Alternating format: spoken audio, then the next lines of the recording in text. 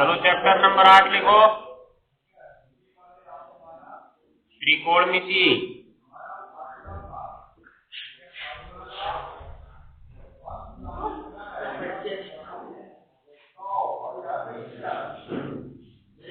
चलो लिखो, चैप्टर का नाम त्रिकोणमिति। स्पेलिंग लिखो इसकी, ट्रिग्नोमेट्री, TRIGONOMETRY।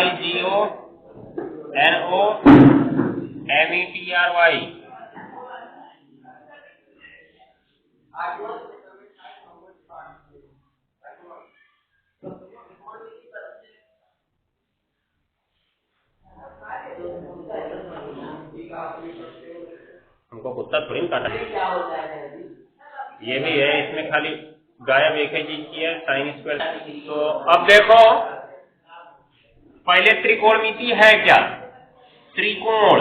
अब इस त्रिकोण से क्या अर्थ निकलता है? तो तीन कोण किस आकृति में होते हैं? त्रिभुज में होते हैं। और मिति माने होता है मापन, ठीक है ना? तो त्रिभुज में मापन को हम त्रिकोणमिति कहते हैं। अब त्रिभुज में मापन कुछ भी हो सकता है, चाहे उसके कोण का मापन, चाहे भुजा का मापन, चाहे कोण और भुजा में संबंध। समझ गए? तो इस अध्याय में हमको यही अध्ययन करना है। कोण होगा, भुजा होगी, उसमें संबंध निकालना होगा। कोण दिया होगा तो भुजा निकालनी होगी, भुजा दिया होगा तो कोण निकालना होगा, ठीक है? और यहां पर त्रिकोणमिति हमको किस त्रिभुज के परिप्रेक्ष्य में पढ़ना है? क्योंकि अगर कोण के आधार पर देखा जाए तो त्रिभुज तीन प्रकार के होते हैं। एक न्यून कोण त्रिभुज, दूसरा समकोण त्रिभुज, और तीसरा अधिक कोण त्रिभुज। तो यहाँ पर हमको इसी के बारे में पढ़ना है, जिसका एक कोण सदैव कितना अंश होगा? 90 अंश। हो गया? तो सबसे पहले तो हम 90 अंश वाले त्रिभुज के बारे में कुछ जानकारी प्राप्त करेंगे, क्योंकि 90 अंश के त्रिभुज के बारे में जानकारी नहीं है तो कहां साइन कॉस निकालेंगे। समझ गए? तो शुरू करते हैं। देखो, 90 अंश के कोण के त्रिभुज के बारे में सबसे पहली जानकारी, अगर किसी समकोण त्रिभुज का प्रदर्शन ABC लिखा गया तो सीधा सीधा समझ जाना है कि उसका जो B है वो 90 अंश होगा। कितना होगा? 90 अंश। निष्कर्ष, जब किसी समकोण त्रिभुज का नाम लिखते हो तो नाम लिखते समय जो उसका 90 डिग्री वाला है वो हमेशा बीच में रहेगा। समझ गए? अगर हमने ऐसे लिख दिया इस त्रिभुज का नाम BAC, तब इसका अर्थ क्या है? A 90 अंश हो गया। BCA लिख दिए मतलब C 90 अंश हो गया। तो हमेशा जो बीच में रहेगा वही 90 डिग्री का बनाएगा। ठीक है ना? ये चीज को ध्यान में रखना है। तो सबसे पहले लिखते हैं हम लोग, लिखो इसके अंदर, त्रिकोणमिति का अर्थ होता है, नहीं वैसे नीचे लिखना है बस, हेडिंग कुछ नहीं है। त्रिकोणमिति का अर्थ होता है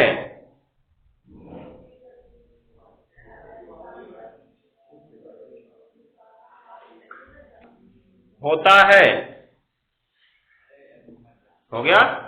त्रिभुज के भुजाओं और कोणों का मापन। त्रिभुज के भुजाओं और कोणों तथा उनमें संबंध का मापन। त्रिभुज के भुजाओं और कोणों तथा उनमें संबंध का मापन।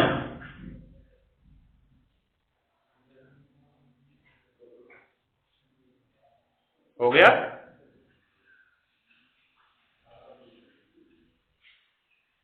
चलो अब देखो,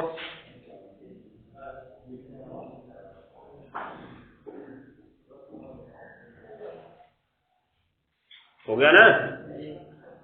अब लिखेंगे, इस अध्याय में हमें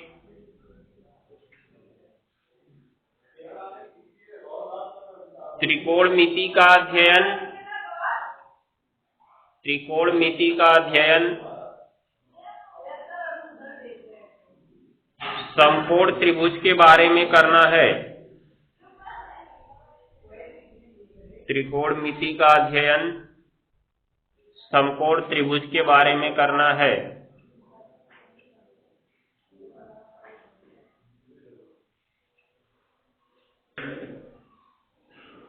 हो गया?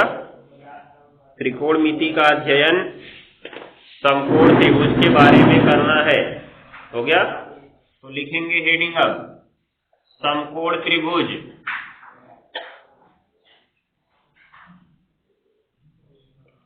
समकोण त्रिभुज हेडिंग है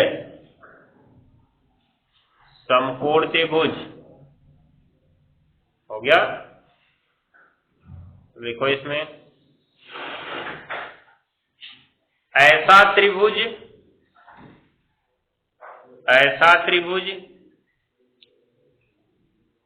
जिसका एक कोण 90 अंश का होता है, जिसका एक कोण 90 अंश का होता है,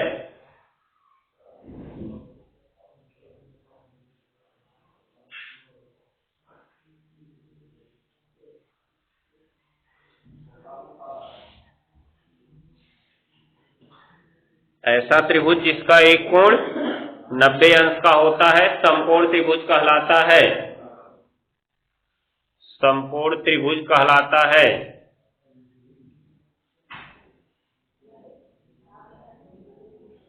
हो गया? हो गया ना? आगे लिखना समकोण त्रिभुज के प्रदर्शन में, समकोण त्रिभुज के प्रदर्शन में समकोण त्रिभुज के प्रदर्शन में समकोण वाला बिंदु सदैव, समकोण वाला बिंदु सदैव बीच में होता है। समकोण त्रिभुज के प्रदर्शन में समकोण वाला बिंदु सदैव त्रिभुज के समकोण वाला बिंदु सदैव बीच में होता है। हो गया ना? जैसे देखो एक त्रिभुज है बना, इसका ये कोण 90 अंश है। तो मान लो हमने यहाँ पे B रखा, यहाँ पे A रखा और यहाँ पे C। तो इस त्रिभुज का नाम क्या होगा जी? त्रिभुज ABC या त्रिभुज CBA होगा। हो गया? क्योंकि कोण B बराबर कितना अंश है? 90 अंश है। तो जो कोण 90 अंश का होगा उसको सदैव बीच में रखना है प्रदर्शन करते समय। तो ऐसे ही अगर उसने बोल दिया कि एक समकोण त्रिभुज ABC में, तुरंत समझ जाना है कि B कहाँ रहेगा? जो 90 अंश है वहां रहेगा। हो जाएगा ना? चलो छाप लो इसको, आगे बढ़ते हैं।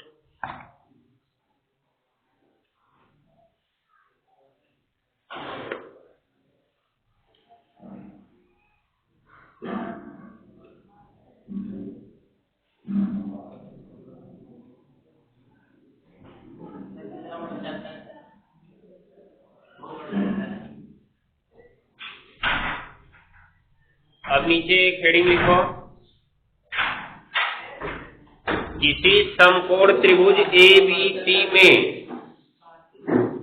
किसी समकोण त्रिभुज ABC में,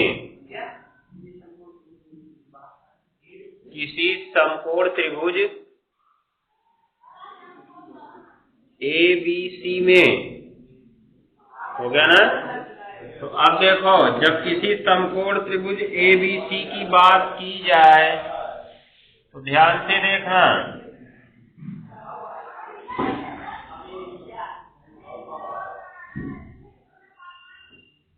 दो त्रिभुज हम बना रहे हैं।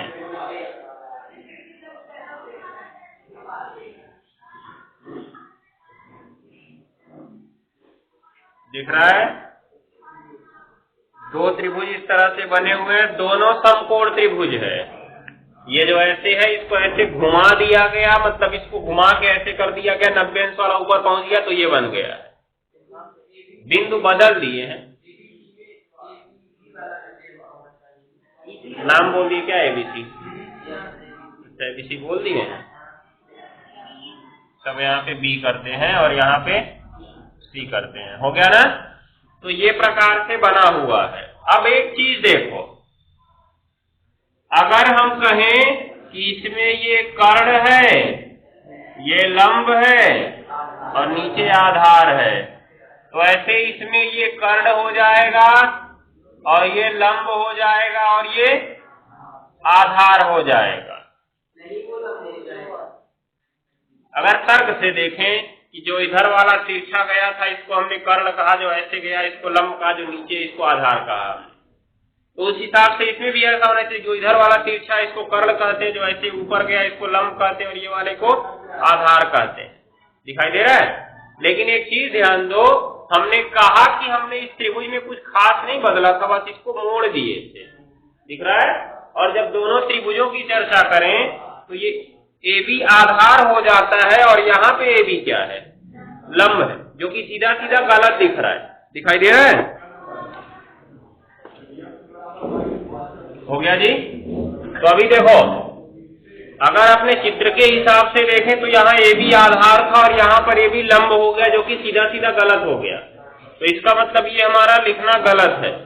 इसलिए हम यहाँ पे कुछ मानक चीजों को समझते हैं कि हम त्रिभुज कैसे भी बनाएं, इसमें बदलाव न होने पाए।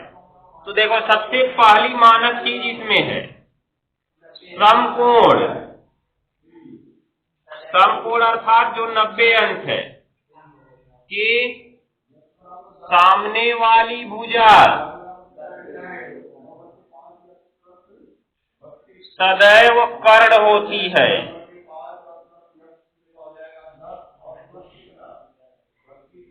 क्या होती है जी? सदैव कर्ण होती है। तो अब देखो, समकोण अर्थात 90 अंश, ये कोण 90 अंश देखा ना? तो यहाँ पे अगर तुम्हारी आंख निकाल के रख दे तो इसके सामने ये भुजा दिखेगी। ठीक है ना? इसी को हम क्या कहेंगे? कर्ण कहेंगे। हो गया? उसके बाद देखो दूसरा नंबर, या कैसे लिख सकते हैं, जैसे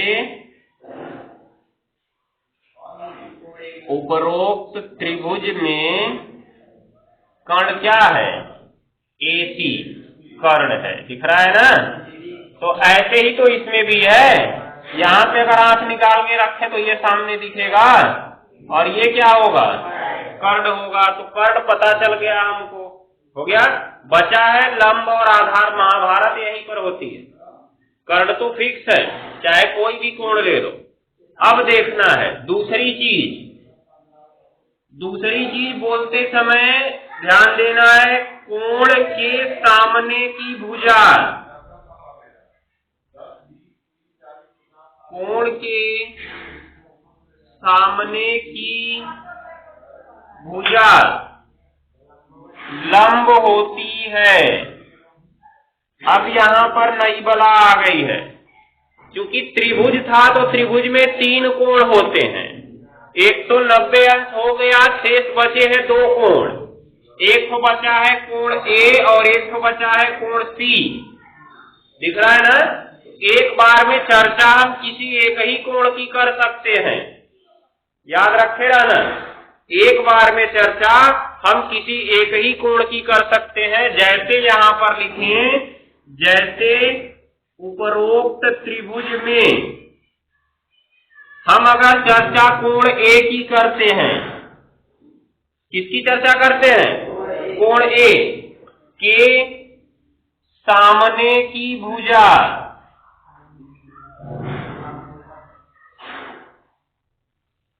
सामने की भुजा क्या दिख रही है कोण A के? अगर कोण A पर तुम्हारी आंख निकाल के रखे तो देखोगे तो ये दिखेगी। ये नाम क्या है इसका? BC।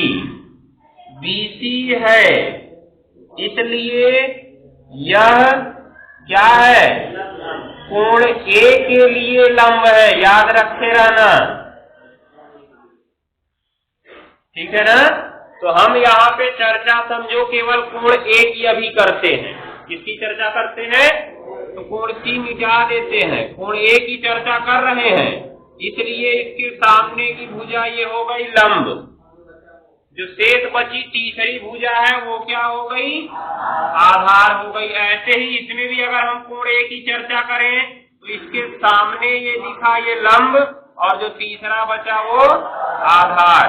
देख रहे हो ना, यहाँ पे ध्यान दिए रहना, ये पॉइंट यहाँ पे समझने वाला है कि जिस कोण की चर्चा करते हो, जैसे उसने पूछा तुमसे साइन ए, मतलब कौन सा कोण उसने पूछा? ए पूछा तो ए के सामने वाला लंब होगा। अगर उसने साइन सी पूछ लिया होता तब सी ये है, सी के सामने वाला लंब होता, ठीक है ना, याद रखे रहना। अभी सी वाला भी समझा रहे हैं, तो अभी तो ए की चर्चा की गई है, ये हो गया ना। तो कोण ए के लिए लंब कौन होगा? कोण ए के सामने की भुजा अर्थात बीसी हो गया। तीसरा लिख दो नीचे, शेष बची तीसरी भुजा क्या होती है? आधार होती है, हो गया ना। नोट कर लो इसको। हाँ, जैसे हेडिंग लिखवा दिए ना, उसके नीचे चित्र बना लिए और फटाफट छाप लो सब पॉइंट बाय पॉइंट। वो कौन बताएगा सवाल तुमको? सवाल बताएगा ए लेना है कि सी लेना है। तो अभी फिलहाल के लिए यहाँ हमने ए लिया है।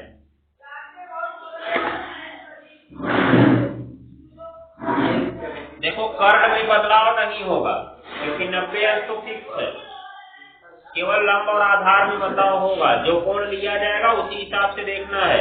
त्रिभुज उल्टा है, अभी देखना तुम्हारे हिसाब से, जो तुमने 8 में पढ़ा उस हिसाब से आधार नीचे होता है ना, कर्ण लंबवत होता है।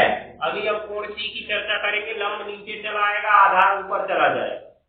तो ये कोई फिक्स रूल नहीं है कि आधार नीचे ही रहेगा, ठीक है ना, कोई कहीं भी जा सकता है। तो फिलहाल अभी इसके लिए बनाओ किस कोण की चर्चा की गई है इसमें, कोण ए के लिए। जो हेडिंग लिखे हो ना किसी समकोण त्रिभुज एबीसी में, उसके आगे कोष्ठक में लिख देना कोण ए के लिए।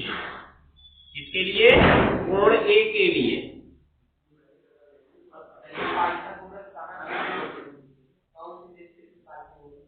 पता नहीं,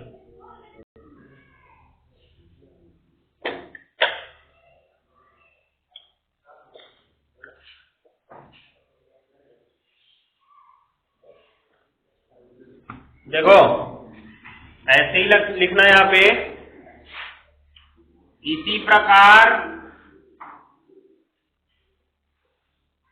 त्रिभुज ए बी सी में कोण सी के लिए, किसके लिए जी? देखो ऐसे बना लो फिर से इसको। यहाँ पे ए है, यहाँ पे बी है और यहाँ पे, तो इस बार कोण सी की चर्चा करनी है और ये है 90 अंश। तो पहला नंबर कर्ण कौन सा होगा? 90 अंश के सामने की भुजा ये कर्ण होगी, हो गया ना। इस बार लंब क्या होगा? कोण के सामने की भुजा। कोण कौन सी ले रहे हो तुम? इस बार कौन से कोण की चर्चा कर रहे हो? सी। तो सी के सामने देखोगे तो ये रेखा दिखेगी, मतलब इसका नाम ए बी, मतलब लंब क्या हो गया? A B. किसके सामने की भुजा जी? कोण सी के सामने की भुजा। याद रखे रहना इस बात को। तो शेष बची तीसरी भुजा क्या हो गई? आधार। क्या है? बीसी लिख सकते हो इसको।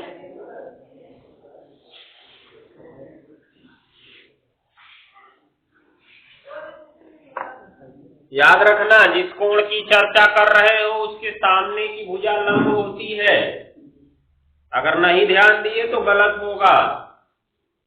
जैसे देखो यहाँ पे दो त्रिभुज हम बना रहे हैं, ध्यान देना, यहाँ लिखे ए, यहाँ लिखे बी, यहाँ लिखे सी। पहले इतना छाप लो तब समझाएं, जल्दी करो।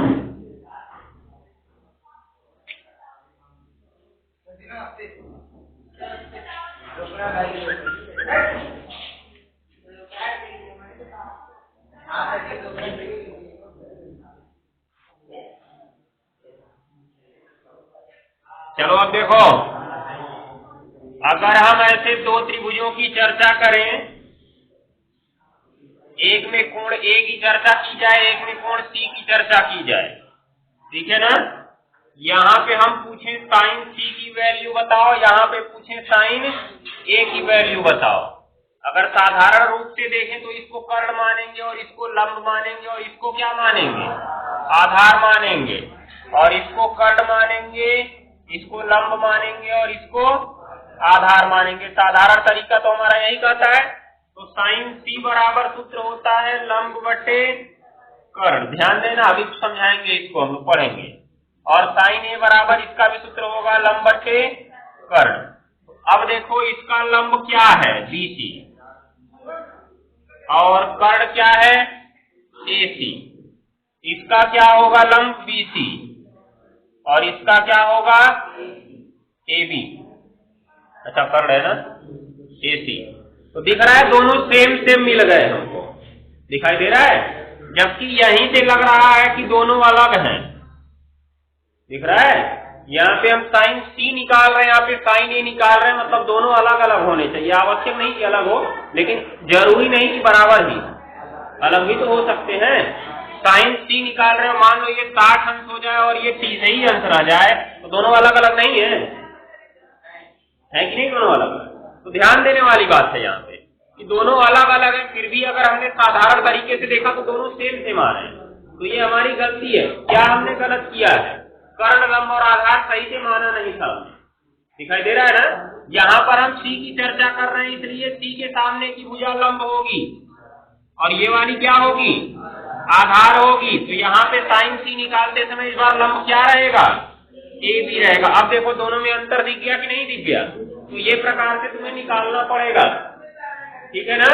सी निकालते समय ध्यान देना होगा लंब किसको लिया जाए, कर्ण किसको लिया जाए, आधार किसको लिया जाए। ए निकालते समय ध्यान देना होगा लंब, कर्ण और आधार किसको लिया जाए, ठीक।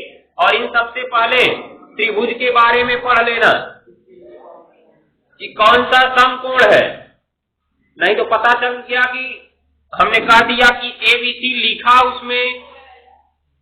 उसने लिखा एबीसी, तो तुम अपने हिसाब से समझ लो नहीं बी समकोण रहेगा, सर जी बताए थे।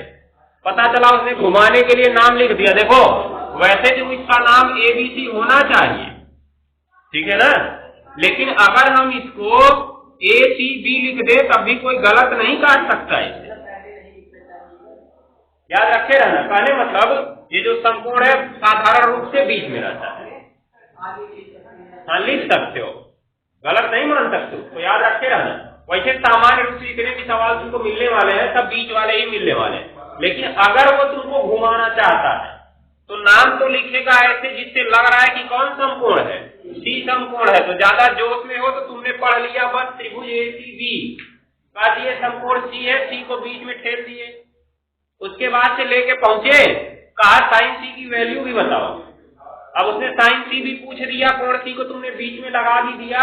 सवाल को ध्यान से पढ़े नहीं थे, उसने आगे कहा था कोण भी समकोण है, समझ गए।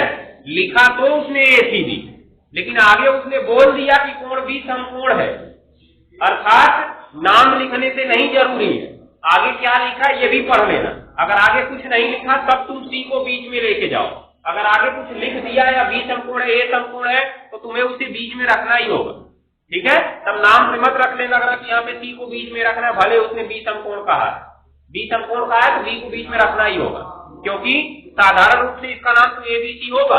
लेकिन अगर हम इसे एसीबी कह दें तो क्या कोई गलत काट सकता है, इसको नहीं काट सकता है, ठीक है ना। सार्वभौम सत्य नहीं है कि हमेशा समकोण बीच में ही रहे, वो तो हमारा एक माना बनाया नियम है कि अगर बोला गया तो बस हम यही समझते हैं कि समकोण हमेशा कहाँ होता है, बीच में होता है। लेकिन अगर आगे उसने बोल दिया कि त्रिभुज एबीसी ये एसीबी जहां कोण बी बराबर 90 अंश, ठीक है ना। ये प्रकार से पूरा सवाल पढ़ लेना ध्यान से क्या कह रहा है, ठीक है ना। बाकी चीजें कल होंगी, साइन कॉस टेन का वैल्यू कल बताया जाएगा।